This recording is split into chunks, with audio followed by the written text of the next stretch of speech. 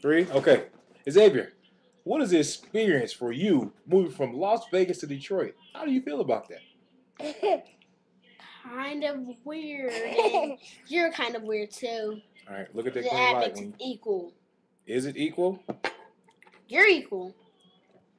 I mean, how was the drive? Was the drive spectacular or what? We didn't even drive. We flew. You flew? How was that experience for you? Fine. I mean, let's stop eating cake and let's talk about it. I mean, how long was the flight? About 17 minutes from Las Vegas to Detroit. Did you hear that, folks? 17 minutes from Las Vegas to Detroit. You must have flew on a Concorde and broke the sound of the speed of sound.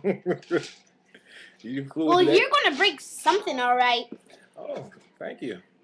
Zaria, you want to say anything? That's fine. Come here. This is my niece Zaria. She's a little girl who loves cake. We're gonna be on YouTube. She's a YouTube girl. And there's another one. This is Brooke, another YouTube girl. Yay. All right. You take it easy, YouTube. Yeah. Goodbye, guys. Bye. You guys are crazy. I love you guys. Bye.